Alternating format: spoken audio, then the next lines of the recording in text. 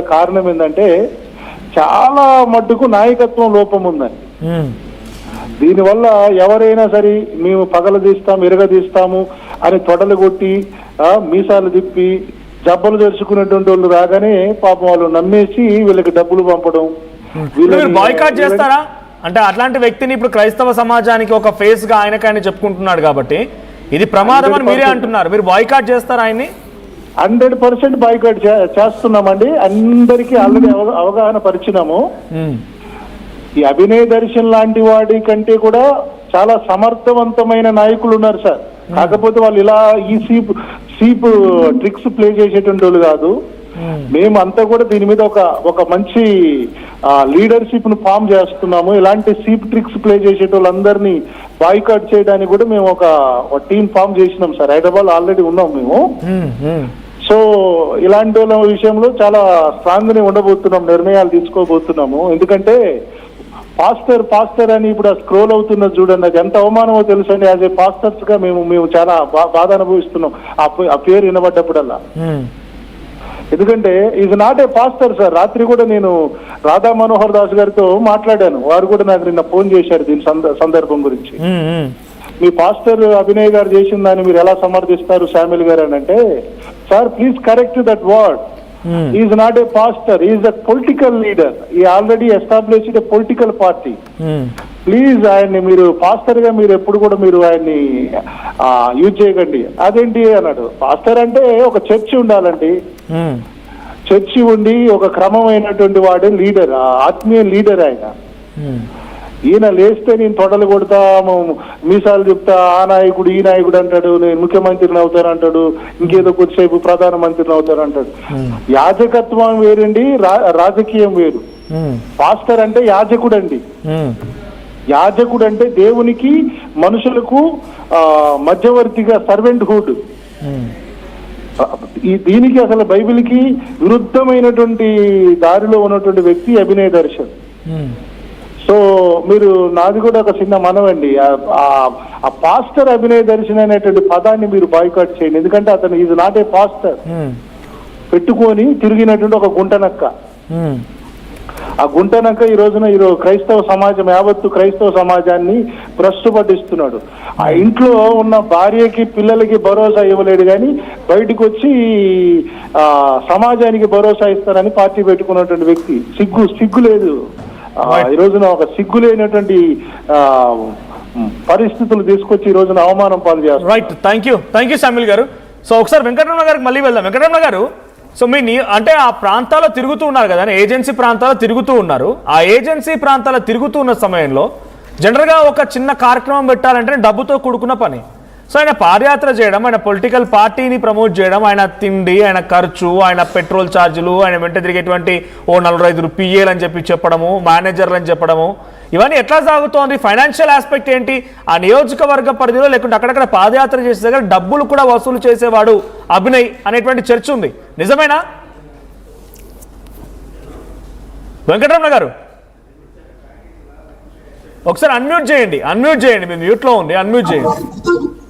Sir చెప్పండి. కొంచెం mic set sir చెప్పండి సార్. రైట్, అంటే ఇక్కడ ఆయన పాదయాత్ర చేయడము, ఇవన్నీ తిరగడాలు, లేకపోతే ఆయన మెయింటెనెన్స్, ఆయన మేనేజర్ ఖర్చు అంతా కూడా ఎట్లా వచ్చేది? ఆ జిల్లాలో ఉన్నటువంటి ప్రజలకి, అక్కడ ఉన్నటువంటి పబ్లిక్ దగ్గర నుంచి డబ్బులు వసూలు చేసేవాడు అని అంటున్నారు. నిజమేనా? డబ్బులు వసూలు చేశాడో లేదో మనకు తెలియదు కానీ సార్, అంటే ఆయన రావడం, చర్చి ఏదైనా ఉంటే చర్చిలో మకం చేయడం, అక్కడ ఉన్నటువంటి విశ్వాసులు ఎవరైతే ఉన్నారో వారితో కలిసి నడవటం, అదే సార్ చేసేది. ఆయన డబ్బులు వసూలు చేస్తున్న సంగతి నాకు తెలియదు మరి సార్. ఓకే, సో ఇది అంటే అక్కడ ఆ చుట్టుపక్కల ప్రాంతాల ఏజెన్సీ ప్రాంతాలలో డబ్బులు కూడా వసూలు చేసేవారని ఒక చర్చ. అది మరి నా వరకు రాలేదు సార్, అది నాకు బాగట్టలేదు. కానీ ఈయన మొత్తం నటన సంగతి మొత్తం నాకు అర్థమైంది సార్. ఓకే, ఎంతమంది ఉండేవారు ఆయన పాదయాత్రలో? ఆయన వెంట, ఆయన పక్కన ఎంతమంది ఉండేవారు? ఆయన పక్కన ఆయనతో టీం 5-6 ఉండేవారు సార్, అంతే, ఎక్కువ మంది లేదు సార్. ఎవరెవరు? ఒక 5-6 అంతే. ఆ 5-6 పాదయాత్ర. సామాన్య జనం కానీ ఆయన పార్టీ మెంబర్స్ ఎవరు లేరు? ఎవరు లేరు సార్. 5-6 పెట్టుకొని విలేజర్స్ తో చేసేవాడు అంతే. ఓకే. విలేజర్స్ లో కొంతమంది పాస్టర్లు చిన్న చిన్న సొంతంగా ఇండివిజువల్ సర్చెస్ కలిగినటువంటి పాస్టర్లు కొంతమంది ఉంటే వాళ్ళని నమ్మబలికి వాళ్ళని వెంట తిప్పుకునేవాడు సార్. ఎందుకంటే మన వాయిస్ అసెంబ్లీలో వినబడాలి, మన మీద దాడులు జరుగుతున్నాయి, మనం మంచి సేవకులను కోల్పోతున్నాం, ప్రవీణ్ పగడాలను అలాగే చంపేశారు, మనం ఎవరు మాట్లాడతలేదు, ఈ రోజు నాలాంటి వాడిని మీరు గెలిపించుకోగలిగితే అసెంబ్లీలో గట్టిగా మాట్లాడతాను, మనకు న్యాయం జరుగుతుంది, మన వాయిస్ వినబడుతుంది, కాబట్టి మీరందరూ నాకు మద్దతు ఇవ్వాలని చెప్పి జనాల్ని అనేవాడు అన్నమాట. రాబోయే రోజుల్లో ఇదిగో మణిపూర్ లాగా దాడులు జరుగుతాయి క్రైస్తవుల మీద, అలాంటి దాడులు మన ఆంధ్రలో జరగకుండా ఉండాలంటే నాలాంటి వాడు నాయకుడిగా అసెంబ్లీలో ఉండాలి, నాలాంటి వాడు ఉంటే తప్ప మన మీద రాబోయే కాలంలో దాడులు ఆగవు. కాబట్టి నన్ను మీరు అసెంబ్లీ పంపించాలి, నా తరపున మీ నియోజకవర్గంలో ఒక వ్యక్తి నిలబెడతాను, ఆయనకు మీరు ఓటు వేసి గెలిపించాలి. అప్పుడు తప్పకుండా నాకు కనీసం 4-5 ఎమ్మెల్యేలు నాకు ఉండగలిగితే అసెంబ్లీలో గట్టిగా నేను మాట్లాడతాను, మన అందరి తరపున నేను పోరాటం చేస్తానని చెప్పి జనాలు నమ్మబలిగాడు సార్. ఒక్కసారి మీరు హోల్డ్లో ఉండండి. నీలరాజు గారు, స్వయంగా నీరు తోటపాలెం ఎక్కడైతే ఇప్పుడు ఆయన ఆ ఇన్సిడెంట్ జరిగిందో ఆ జరిగిన గ్రామం పక్కనటువంటి ఆ పక్క గ్రామస్తులే వెంకటరమణ గారు, ఆయన కూడా జీసస్ ఫాలోవర్, ఒక సామాజిక కార్యకర్తగా ఉన్నారు. ఆయన మాటలు విన్నారు కదా, ఏమనిపించింది మీకు? సో అతను చెప్తుంది 100% వెంకటరమణ గారు మాట్లాడేది 100% నిజము, నేను అగ్రీ విత్. అయితే ఈ మోసగాడి యొక్క ఈ గుంటనక్క తెలివిలు అనేటి అన్ని 2021 నాడే నేను పసిగట్టి వాళ్ళ భార్య కూడా మౌనంగా ఉంటే, ధైర్యం లేకపోతే నేనే నిలబడి ఆమెకు ఒక అండగా ఉన్నాము. నేను అక్కడ కడపలో ఒక 2-3 బ్రదర్స్ ఉండే, అందరం వెళ్ళి ఎఫ్ఐఆర్ బుక్ చేయించిన.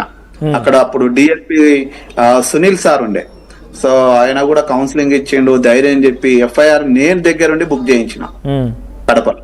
సో ఈ గుంటనక్క తెలివిలన్నీ నేను చూశాను. నిజంగానే ఆ బట్టలు పర్పించుకోవడము, స్కూళ్ళకి వెళ్ళి ఆడపిల్లలతో మాట్లాడడము, ఆడవాళ్ళని గుంపేసుకొని పోవడము, ఇవన్నీ వాళ్ళ భార్య కూడా ఈరోజు ఒక వీడియో కూడా చూసాము. సో నా భర్త ఎన్నిసార్లు చెప్పినా కూడా ఆయన కంట్రోల్లో ఉండేవాడు కాదు, ఆడపిల్లల విషయంలో తప్పిపోయేవాడు. 3వ పెళ్లి ఇక్కడ టాటూ ఉంటది అని చెప్పేసి ఆ అమ్మాయి పేరు కొట్టించుకుంటాడు అని చెప్పేసి చెప్తున్నారు. సో అదే ఈ అభినయ దర్శన్ దాంట్లో పోస్టులలో చూస్తే ఆయన టవాల్ కట్టుకొని ఉన్న, బయట స్నానం చేస్తున్నాను బకెట్ పెట్టుకొని ఉంటే అక్కడ బనీన్ టీషర్ట్ ఏముండదు, అక్కడ టాటూ ఉన్నది ఆమె చెప్పినట్లు. సో మేము నిన్న గమనించడం జరిగింది. సో మొత్తానికైతే డ్రామాకారుడు, మోసగాడు. ఆయనతో ఉండే వాళ్ళైతే నాకు తెలిసి 3-4 తప్ప ఎవరు ఉండే వాళ్ళైతే ఉండరు. కాకుంటే బాగా హైప్ చేసి ఎలక్షన్ టైంలో ఎంతో అంత చేద్దామని చెప్పి ప్రతిరోజు మాత్రం ఒక 20 నుంచి 30 వేలు టైంలో పడేటివి అని నేను అనుకుంటున్నా. 10,000, 20,000 అమాయకులు నెలకు ఒక 2-3 లక్షలు మాత్రము వేసుకునేటోడు అనుకుంటా. ఫోన్ పేలు, గూగుల్ పేలు డైరెక్ట్ అమాయకులు తక్కువ చెప్తూ ఉండొచ్చు, ఎక్కువనే ఉంటుంది. అవునా? ఎందుకంటే డైలీ ఖచ్చితంగా 1 or 2 వీడియో పెట్టాల్సిందే.